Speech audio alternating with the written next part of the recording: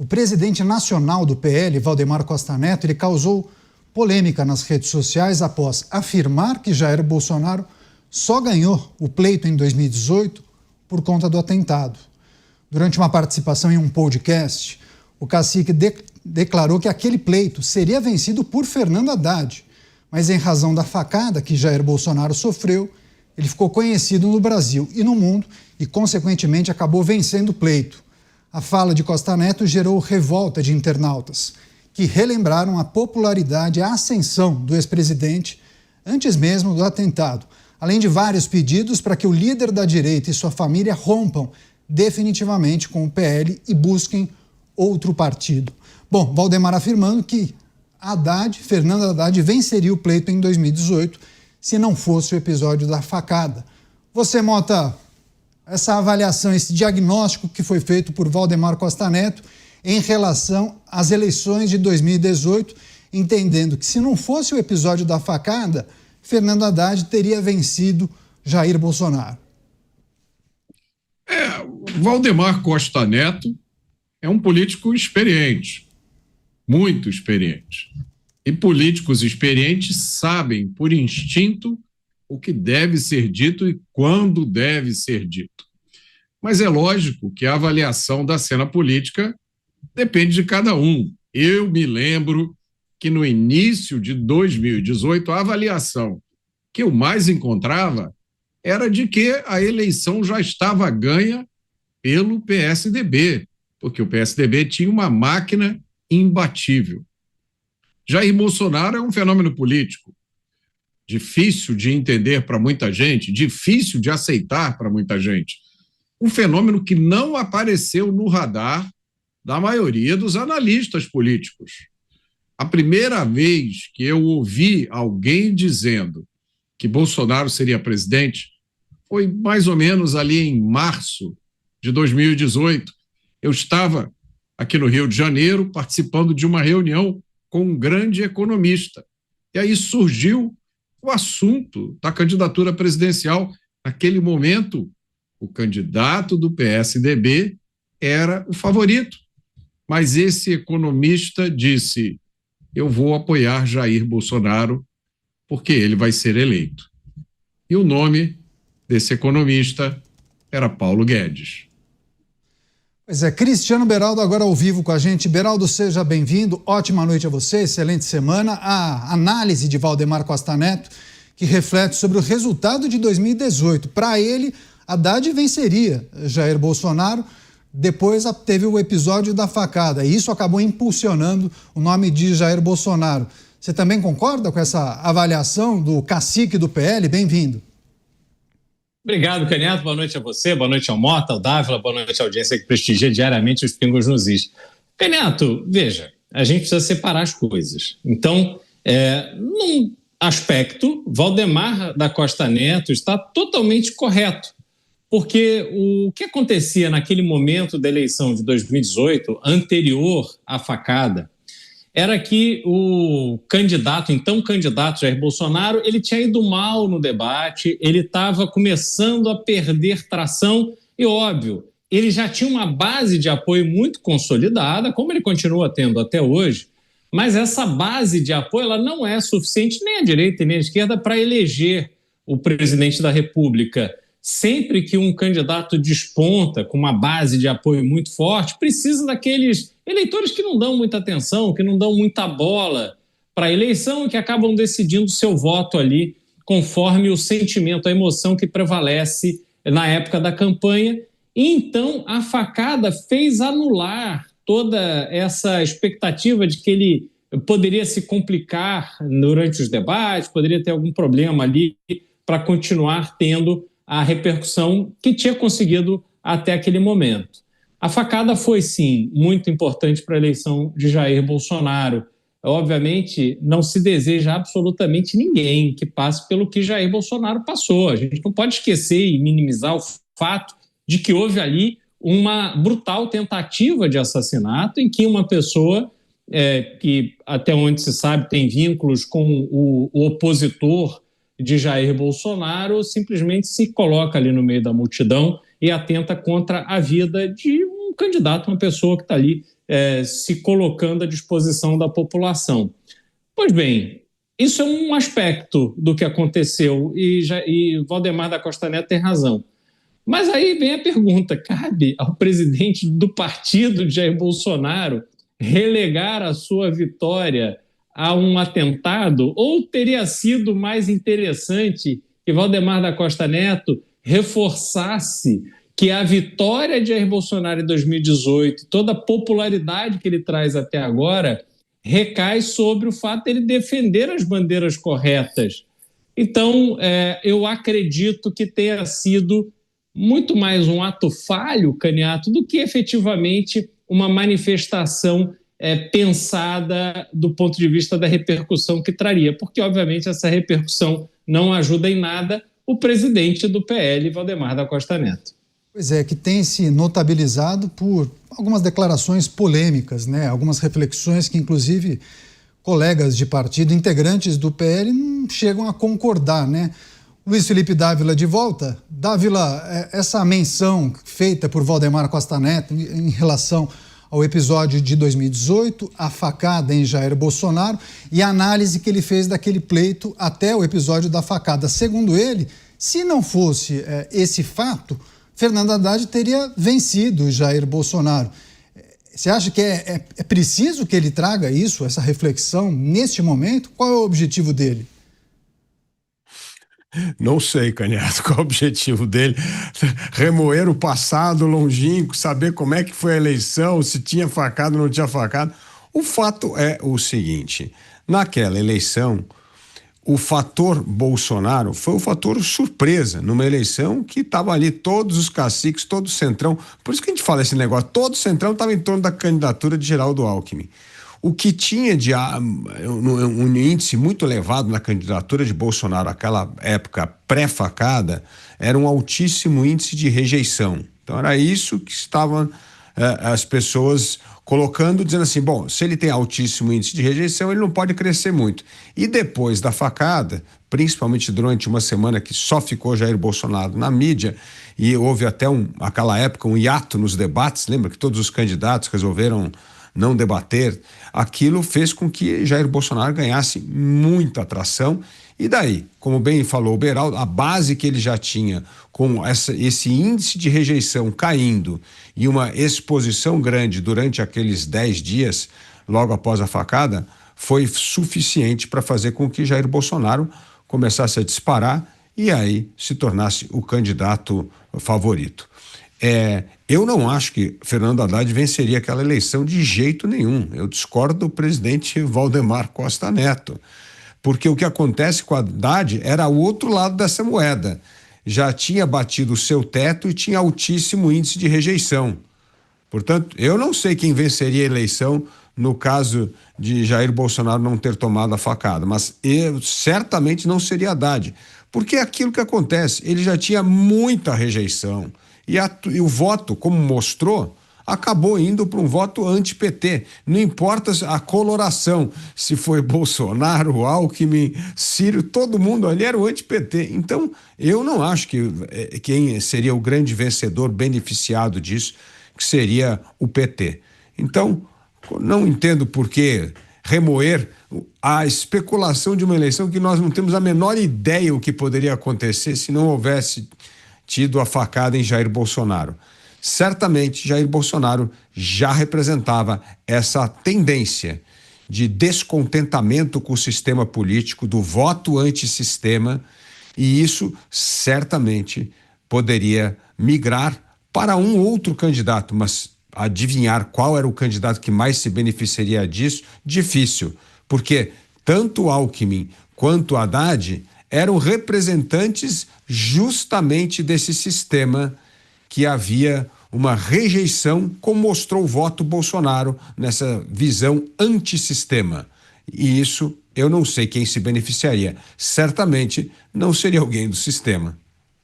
Agora, Mota, a gente consegue compreender exatamente se isso faz parte de uma leitura pragmática que Valdemar Costa Neto faz sobre o cenário político? Isso pode indicar, dar alguma pista sobre como Valdemar e o PL viriam em 2026, Mota? Sinceramente, acho que talvez nós estejamos sobrevalorizando um comentário dito numa live, né? Todo mundo que já fez uma live sabe como é que é, né? Uma live às vezes dura 1 hora, 2 horas, aí você esgota os assuntos, você está cansado, o entrevistador traz um tópico, né, que não estava combinado, aí você acaba dizendo uma coisa sem pensar muito e depois aquilo ali é cortado e propagado como se você tivesse dado uma declaração definitiva sobre um assunto, né?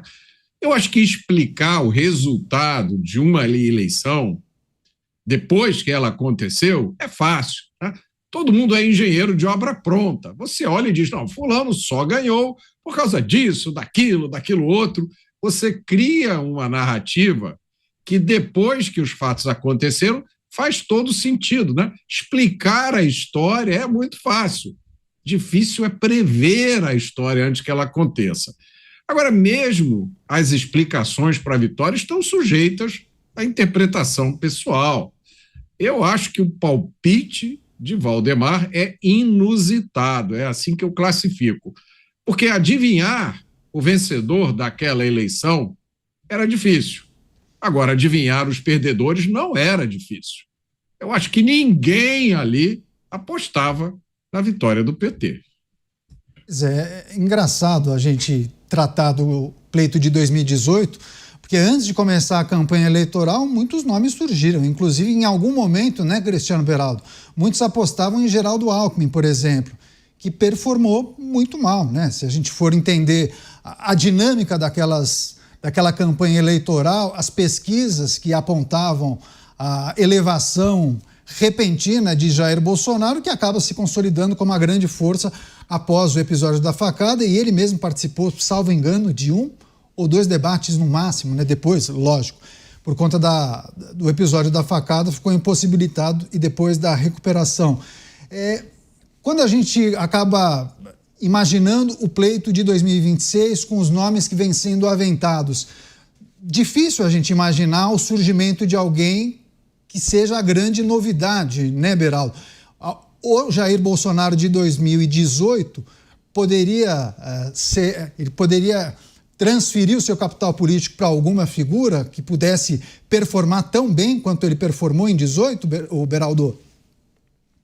Olha, Caniato, a eleição de 2018 ela merece um estudo assim, muito aprofundado, porque havia uma certeza no ambiente político. Com quem quer que você conversasse, e eu, na época, conversei com alguns líderes muito importantes da política tradicional no Brasil, e eles diziam que era óbvio, era claro que o Geraldo Alckmin venceria aquela eleição. Geraldo Alckmin era o candidato com o maior tempo de TV, porque ele tinha a maior aliança, ele tinha mais dinheiro para fazer a campanha, e Lula não era o candidato era o Haddad, que não sequer tinha conseguido se reeleger prefeito de São Paulo em razão da péssima gestão que teve na cidade de São Paulo.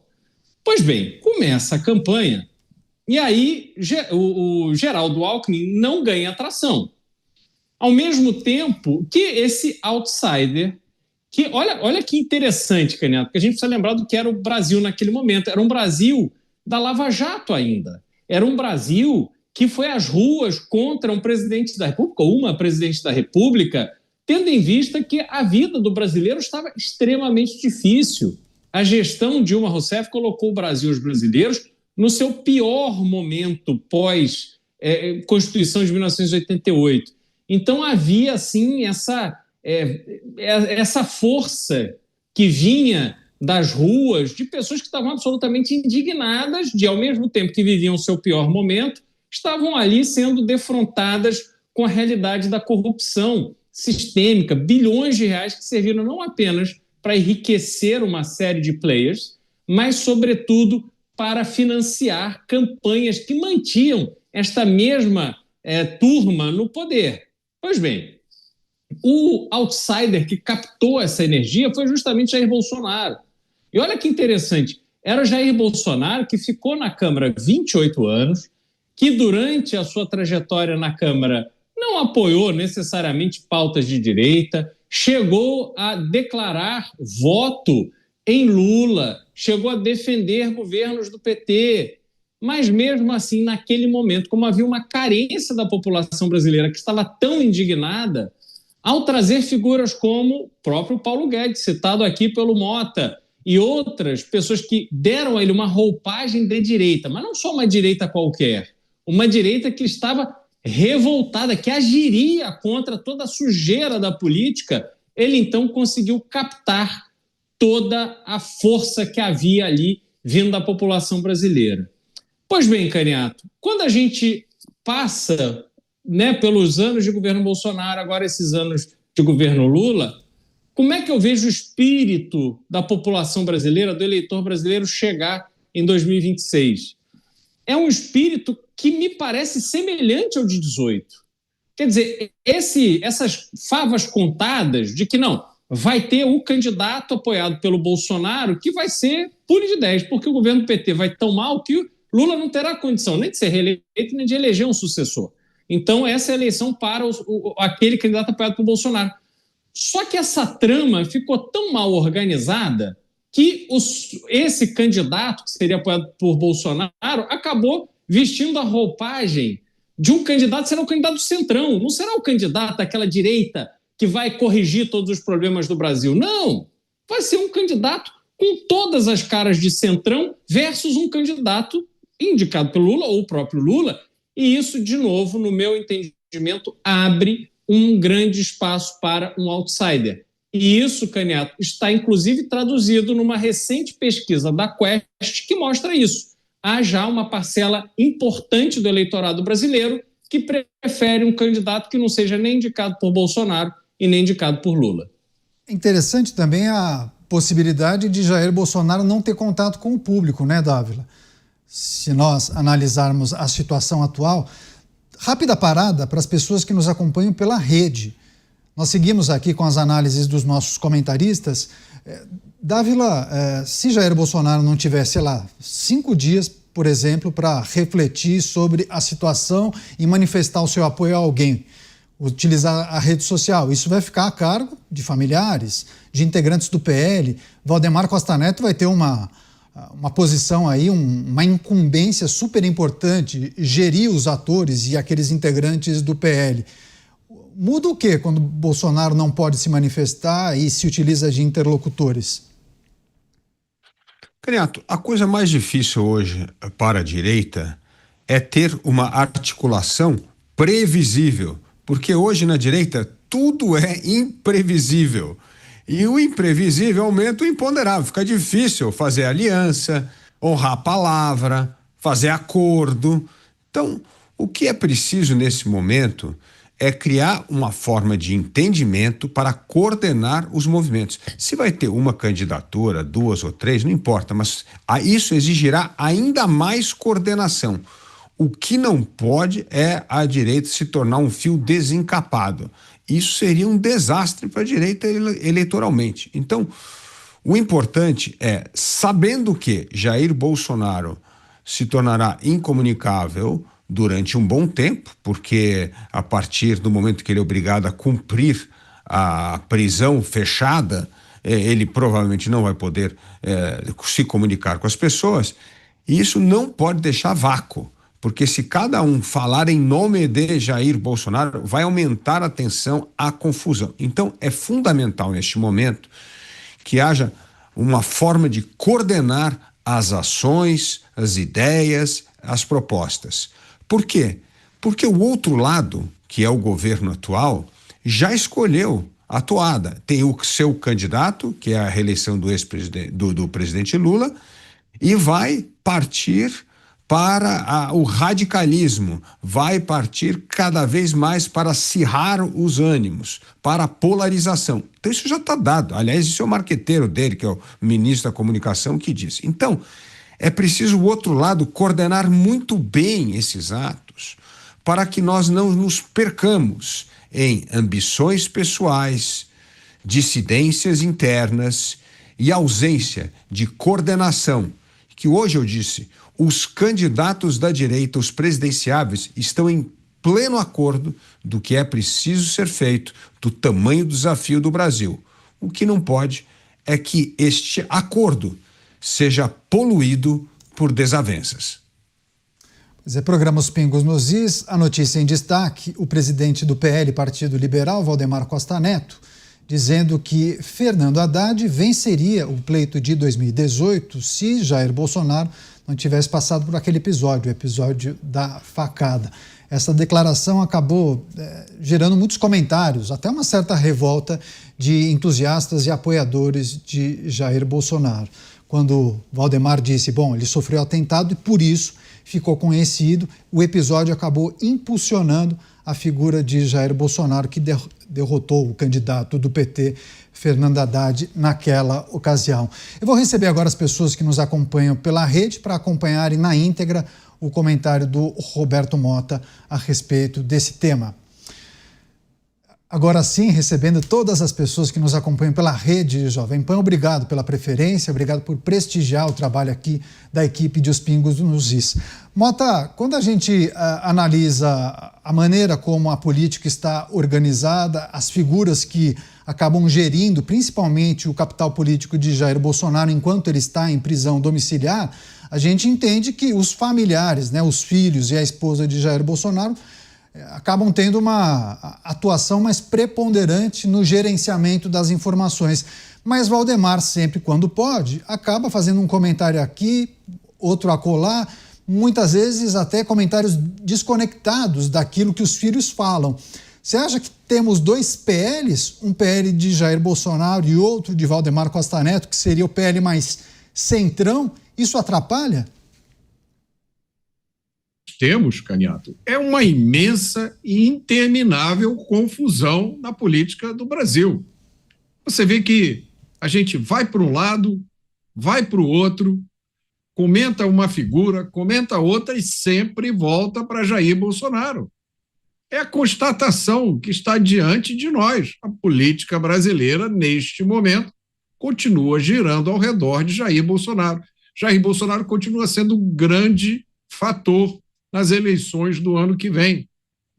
É um fator com o qual o sistema não lida muito bem. Enquanto a gente não sair desse lugar onde a política brasileira resolveu parar, nós não vamos para lugar nenhum.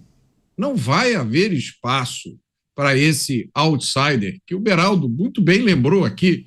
É um fenômeno curioso. Desde que eu comecei a me envolver com política, na fundação do Partido Novo, que muita gente tem a aspiração de que surja alguém de fora da política para dar um jeito na política. O problema é que a pessoa pode até surgir de fora da política, mas uma vez que ela entre na política, ela passa imediatamente a ser um político. E os políticos, a maioria deles, são todos movidos mais ou menos pelos mesmos incentivos. Por isso é importante que o político tenha convicção. Quando você tem convicção sobre as coisas que são certas, sobre as coisas que são erradas, você consegue firmar o seu caminho. Seja você um outsider, como sugeriu o Beraldo, ou até um político tradicional. O mais importante é você ter convicção do que você quer. Pois é. Beraldo, quando a gente olha para o histórico de Valdemar e o próprio histórico do PL, se a gente tirasse a figura de Jair Bolsonaro, entenderíamos que talvez o PL estivesse mais conectado aos anseios e às demandas atendidas pelo Centrão, né? Mas com a chegada de Jair Bolsonaro, o partido acabou ganhando uma outra característica, talvez tenha ido um pouco mais para a direita e tenha se alinhado com as pautas e as defesas de Jair Bolsonaro. Você entende que, por conta disso, o PL, é grande a chance do PL percorrer um caminho diferente do Centrão em 2026? Talvez adotar uma estratégia não de chapa pura, mas se abraçar a essa agenda defendida por Jair Bolsonaro, ou agenda do bolsonarismo, muitos gostam de tratar dessa forma, e aí isso descolaria o PL do resto do Centrão? Neto, veja, primeiro eu estou enxergando esse cenário para 2026 de forma Não, Mota, não como um outsider, assim, vai lá, a lá Pablo Marçal, né? Um sujeito, um influencer que chega e, de repente, vai levar a presidência da República. Eu não acho que é por aí, mas eu acho que pode ser um outsider desses dois núcleos, né? Que a gente fala muito aqui, que é o núcleo Lula e o núcleo Bolsonaro. Eventualmente, o outsider pode ser alguém, mesmo sendo da política ou de alguma forma vinculado ao universo político, mas que não seja esse alguém apadrinhado pelo Centrão, que é o que parece será o candidato que também terá o apoio de Jair Bolsonaro, e nem o candidato Lula ou alguém que Lula apoie. Portanto, se a gente observar o que pode acontecer, e até do ponto de vista do PL, Caniato, me parece que as apostas feitas por Valdemar da Costa Neto na imagem e na popularidade de Jair Bolsonaro não permitirão que agora ele simplesmente se abrace com o Progressistas, com União Brasil, com Republicanos ou até com o MDB. Me parece que o PL ou terá um candidato que será apoiado pelos demais, ou nesse esforço de manter uma grande bancada, uma bancada que consiga concorrer em importância com a bancada que será eleita com essa federação entre Progressistas e União Brasil, que hoje é a maior bancada do país, me parece que Valdemar vai apostar todas as suas fichas num candidato abençoado por Bolsonaro, que pode ser Michele ou pode ser alguém muito próximo a ele ali. Porque a minha impressão é que se Bolsonaro lança um candidato que seja pura escolha dele, sem um arranjo, sem uma combinação com o próprio senador Ciro Nogueira, presidente do Progressistas e hoje um dos co-presidentes, ou talvez a figura mais importante da Federação Progressistas União Brasil, essa candidatura a presidente seria uma candidatura para marcar uma posição, para dizer, olha, Bolsonaro tem um representante legítimo e as pessoas devem votar não apenas no candidato a presidente escolhido por Bolsonaro, mas, sobretudo, nos senadores e nos deputados federais indicados por essa chapa, porque são esses parlamentares que vão atuar de forma decisiva num esforço para conseguir aprovar uma anistia para Jair Bolsonaro, mas isso aconteceria num cenário em que o Centrão, quer dizer, o establishment político de centro vai lançar Ratinho Júnior, vai lançar Eduardo Leite, enfim, vai lançar algum outro candidato que vai estar ali não defendendo as bandeiras da direita, vai estar defendendo talvez até as bandeiras contra o PT, mas não necessariamente as bandeiras da direita.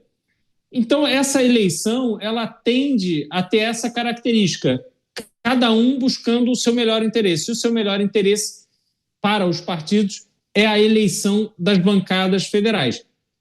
Repito, desses que estão aí, pensando o Brasil, que sofre com essa questão da criminalidade, que nos atinge a todos, pessoas que não podem sair às ruas. Nenhum brasileiro hoje sai às ruas tranquilo, nenhum brasileiro cria seus filhos de forma tranquila. A gente tem um problema da educação, né? Os jovens vão para a escola e na escola não encontram o amparo que muitas vezes falta em casa, inclusive. A maior parte da mão de obra do tráfico de drogas hoje, do crime organizado, vem de famílias desestruturadas em que as crianças não tiveram em casa a figura paterna presente. Isso é um dado, eu não estou inventando nem fazendo algum tipo de crítica, estou só falando do dado. Então a gente precisa ter uma revolução do ponto de vista do ensino para que a gente consiga melhorar até a questão não só da educação, mas da competitividade brasileira. Então a gente tem uma série de desafios que essa discussão ideológica, sinceramente, não vai tratar de nada disso.